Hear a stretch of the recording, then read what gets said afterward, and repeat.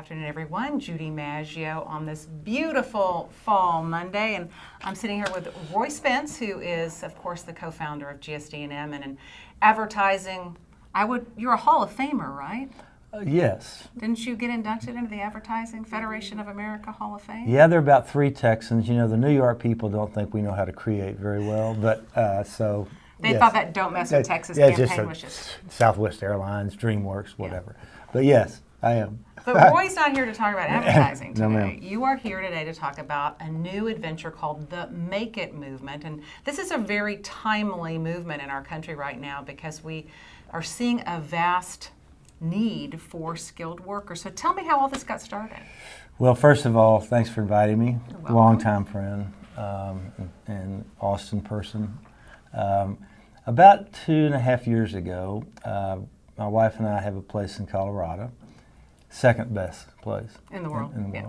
And I was walking up, climbing up a mountain called Mount Sopris, and I'd seen Apollo 13 about the 100th time, where Tom Hanks said, "Houston, we have a problem." And I looked around to make sure no one was around on the mountain, and I screamed, "America, we got a problem." And being a marketing person, I went down and said, "We have a marketing problem." Stay with me. All it seems that we get to hear is what they want us to hear. Politicians on all sides. We don't get to hear anything except what they want us to hear. So I decided to take on America as my client, pro bono, because I believe marketing can be a force for good. And we'll talk more about that. One of the anchors of the Promised Land Project, which is the holding company, it doesn't have a D because that's Moses. It's the Promised Land Project. Is that, first of all, we got to start walking in each other's shoes again. Yeah. Got to put this thing down. You know, when Al Gore and I invented the internet, we did not know. He helped you with that? Yeah, he was on the side. You know, okay. I'd call him every now and then, but didn't know it was going to be the most addictive thing in the world. We sometimes got to put our phones down and go walking and go to factories and farms again and have the cowboys have to ride the subways again. So one of the premises of the Promised Land is the Texas home builders, God bless them, built me America's new front porch, literally. Because there's a great song by Tracy Lawrence says, if the world had a front porch like we had back then, we'd still have problems, but we'd still be friends. So Matthew McConaughey and I got together, and he threw a dart, and he said, wherever that dart is, you're going to take the front porch. And I was thinking maybe Naples or whatever, but it hit Wadford City, North Dakota. And we went up there. Judy, I've got to tell you, the home builders drove 1,700 miles and brought that front porch to Wadford City at the Rough Rider Center. That's a far stretch. And it was 5 o'clock in the morning, and the North Dakota home builders met us, and we raised the barn again together. We had 700 people show up, and I started it by saying, this is Mama's front porch, and I got some rules for you. We're going to talk about purpose, not politics. And for 4.5 hours, we talked about kids' dreams and young people and the whole thing of skilled workers, the massive shortage.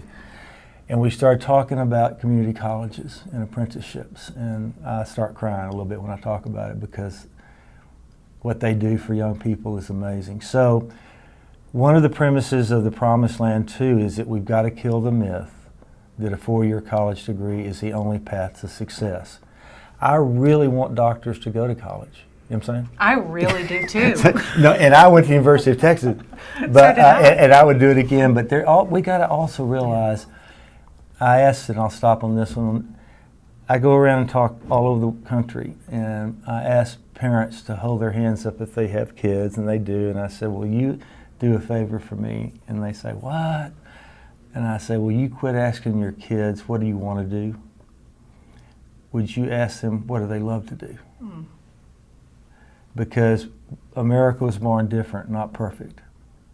We were born, it didn't matter what your daddy's last name. If you're willing to come over here and dream it and build it, you can dream and build a future. So the Make It movement is about a marketing campaign for good to educate parents and to motivate young people that there are welder jobs, there are construction jobs, there are coder jobs, there are healthcare, oh my God.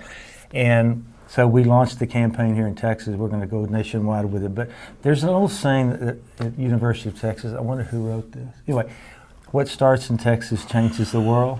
Yes. I actually kind of believe that. Yeah. Okay, so before we go further, I want to take a few minutes to show the campaign ad that ran, I guess, during the UT football game. And then Alabama, A&M, and then a couple others. Yeah, so just it really as a kind test. of, it kind of frames the discussion about why the Make It movement is needed right now. Yeah.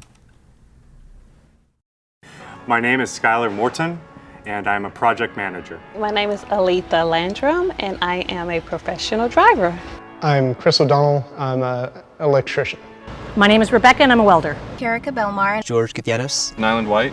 I'm 23 years old, and I'm a certified welder. I own Central Texas Solar. I'm a registered nurse. I own 2 restaurants in the city of Austin. One is called Juniper. The other one is called Uncle Mickey's. Without following the 4-year path of a college, I found something that I worked a skill in that I was passionate about. I did not do very well in high school. Couldn't afford to go to college. I wasn't really sure what I was going to do when I got out of college. I was in college, not really sure what I wanted to do. After high school, I took several vocational classes, and so I really liked welding. Trying to work while going to school, if you've done that, is a pretty difficult thing. So after that, I felt like I wanted to do more. I did not want to be in a 9-to-5 office. I wanted to be outside. I wanted to work with my hands. Something about just being stuck in a cubicle all day really got to me on a deep level. Then I saw an email, a shortage of truck drivers. I was like, A 2-year degree worked for my needs better than a 4-year degree because it got me out in the workforce quicker. I thought I was going to have to go to school for a few years before I could even start working. It turns out I was able to start working immediately and go to school at the same time. I did not feel that I was missing anything by taking a 2-year degree instead of a 4-year degree. It was a good choice because I was able to graduate sooner and start working. There was a lot of just learning on the job site. There wasn't a direct path. The understanding was I wanted to be in the energy sector. I just kind of knew what I needed to acquire in order to get to the position I was later going. In order to secure a job in this industry, you do not need to go to a traditional 4-year university or college. The companies here in Austin are always reaching out to the 2-year colleges to see if they have anybody that's ready to start in the industry. My love for the food became my love for my job. I feel passionate about welding because, well, really, I want to be able to protect the environment. I like to keep the world productive, and I like to keep America moving. To be able to be there and help someone get better, that really inspires me every day. It's something that the world needs. I want to preach about, hey, you don't have to have this traditional 4-year path. It gives me a reason to wake up early. You just have to do exactly what you want to do in life.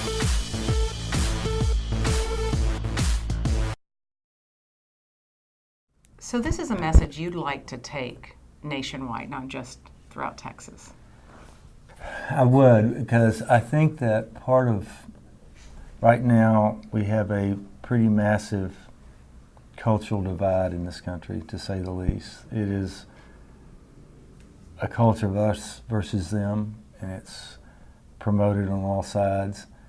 And when I started this idea, I thought that maybe we ought to go back, and I had no idea until I was writing that America needs to be a culture of us, like in USA. And part of what I believe is that if we can reach out and respect the dignity of all work again. When I was growing up in a little town, you know, we didn't judge people about whether they went to college or didn't go to college. We judged them on how they raised their families and what they believed in. And part of this whole massive skill problem, like right here in Texas, the average bricklayer is 61 years old. I mean, I'm not that old, but you know what I'm saying. Oh, no, Roy, I know you're not. That it's hard to rebuild the homes at Harvey from the hurricane because we don't have construction workers. And yet, we've taken vocational ed out of schools here and across the country. And we already are seeing, just with this launch of the Make It movement, I got calls you wouldn't believe from people saying, did you do that? I'm a school superintendent, True, in blank. I'm going to put vocational ed back in my school. Well, and the community college programs have really made a difference in at KLRU, we work very closely with Austin Community College. We're going to be partnering them when we move there next year. And our American Graduate Program, we profile these students, and you see the turnaround in their lives because they're making a great salary. They have a purpose for their lives. They have a livelihood to support their family, and it's all with a training program. Right. You know, I didn't know, as you know, my sister had spinal bifida, and she was supposed to be laid off for 4 months, and she lived to be 49 years old. I pushed her to school every day in Brownwood. She graduated from high school and went to Gonzales Community College 25, 30 years ago, and I would take her, push her around campus, and I would just see, oh my gosh, and don't get mad, but we'd listen to the Dallas Cowboys and eat Whataburgers every Sunday. And when she passed away, that's a Texas pastime, both of those things. Hell yeah. And when she passed away, I was in her bed, and that's when I had the epiphany. All these years I thought I'd been pushing her, she'd been pushing me. And then 3 years ago, Dr. Rhodes, who's become a great friend at ACC, called me and said, hey, will you come do the commencement speech for her? So I gave the speech, and then, as Dr. Rhodes likes to say, normally he gets off stage in about an hour when he's shaking hands, and it took us 3.5. He says, because Spence wouldn't get off stage. I was talking to every one of them. And I realized I had a misperception. They're not 19 or 20, a lot of them are 30, 35. Veterans. Some veterans, people have made mistakes. Changing careers midlife. And came back, and the biggest cheering was from their kids and their moms and their dads. So I started studying community colleges, and community colleges, if I knew anything about marketing, I would rebrand them to career colleges. We're in the career business. And we got to get when young people go to their website and see there's 18 different professions within healthcare, not just nurses, radiation. One young man I was with the other day, 17 years old, I showed him a Hispanic, and I've known he and his family a long time, and he went to our website and he says, I want to be a radiologist. I didn't know how to say it. So he's going to enroll in Austin Community College. In 2 years, he'll be a radiologist. So part of this is that we've got to get parents to realize they need to go home and hug their kids and say, if you want to be a veterinarian, yeah, you can make a living in a life doing what you love to do. Now, if you love singing and you suck at it, that's harder. You really don't want to do that. But I was with another young couple the other day. They have a 17-year-old boy, and all he wants to do is fish. Yeah. And they just, you got to go. So I sat down with them. I said, I have a place in Colorado. Do you know what the fly fishing guides make in 6 months? No. $58,000, and they get to ski the next 6 months. Yeah. That doesn't sound like a bad way to go. So I know that we could probably talk for a lot longer, but what do you see as the end game for this? I mean, what is the ultimate goal of the Make It movement if everything went the way you envision it when you came up with this idea? That's a great point, and really the end game is this. I do believe that we've got to change perception in this country. We, for the last 20 years, have basically said, and not intentionally, but if you don't go to a 4-year college and get a degree, you're a loser. And it started permeating in the schools now, the counselors. I want a culture where young people, this is a bit controversial, but I'll say it because I'm not afraid of it. I think we got to move from just teaching and testing in the public schools, we got to do that, to coaching and talent development. As you know the story, I can't spell, but one teacher believed I could write. And my mom was a teacher, and at 14 she said, I don't want you to spend another second of your life being average at what you're bad at. We got to have young people realize they can become great at what they're good at.